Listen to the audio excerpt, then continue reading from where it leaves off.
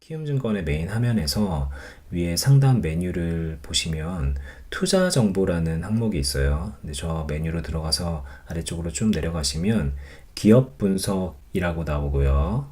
그 기업 분석 안에 기업 개요, 기업 분석, ETF 정보 이런 것들이 있는데요. 여기서 기업 분석을 클릭해 주세요. 네, 제가 지금 보고 있는 종목이 상하 프론테크인데요. 이 상하 프론테크의 기업 분석을 쭉 해서 뭐 여러 가지 숫자와 그래프 그리고 텍스트로 우리한테 보여주고 있는 자료죠. 여기 보시면 맨 위에 PER이 20.0이고 업종 PER이 50.27이고 PBR은 1.73이다 이런 것들이 나와요. 우리가 관심 종목에 등록했던 여러 가지 종목들의 기업 분석을 한번 보시면서 어떻게 차이가 나는지 살펴보는 것도 좋겠죠.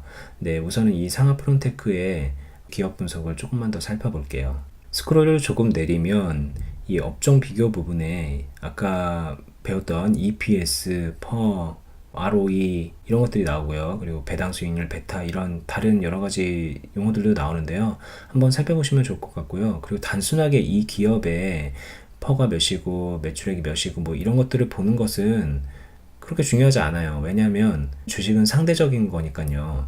다른 기업들에 비해서 어느 정도가 되는 것인지 업종 평균에 비해서 이 상하 프론테크의 퍼는 어느 정도인지 이런 걸 비교하는 게 도움이 되겠죠.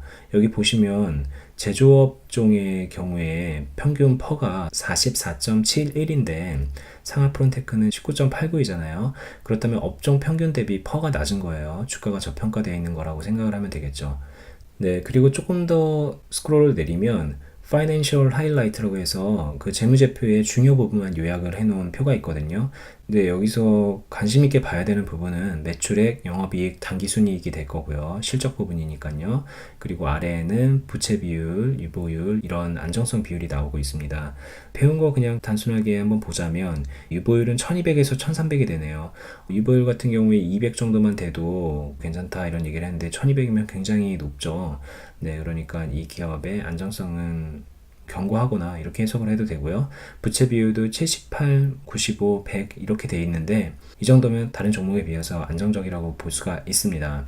그리고 위에 매출액, 영업이익, 당기순이익을 보면 적어도 적자는 아니고요. 이게 매출액이 많다, 영업이익이 적다, 많다 이런 거를 논하기는 좀 뭐하지만 어쨌든 적자는 아니라는 상황 이런 것도 이 기업을 판단하는 데 있어서 나쁜 건 아니죠.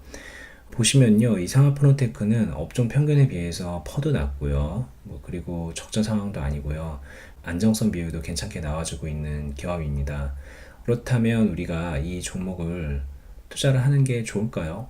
이렇게만 놓고 보면 참 어려운 거예요. 기업의 내재 가치를 판단을 해서 가치 투자를 하겠다라고 한다면 제가 볼 때 이렇게만 본다 그러면 이 기업의 투자를 하는 게 맞는 것 같거든요. 그런데 왜 이 기업은 지금 가치가 이 모양이지? 이런 것들을 고민을 해봐야 되는 부분이 있거든요.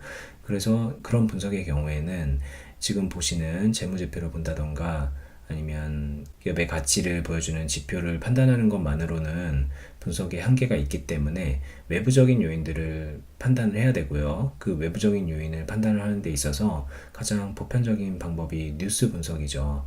네, 그래서 다음 시간에는 뉴스 분석에 대해서 알아볼 거고요. 뉴스 분석 부분을 마치면 그때부터는 투자의 시나리오를 세우고 그리고 우리가 배운 것들을 어떤 순서로 어떻게 접목하는지를 보여드리면서 우리 수업이 마무리가 될 것 같은데요. 네, 수업을 끝내기 전에 실제로 투자를 하는 것도 보여드리고 우리가 배운 내용대로 투자를 해서 수익이 나는 것까지 보여드려야겠죠. 네, 그때까지 수업 잘 따라오시고요.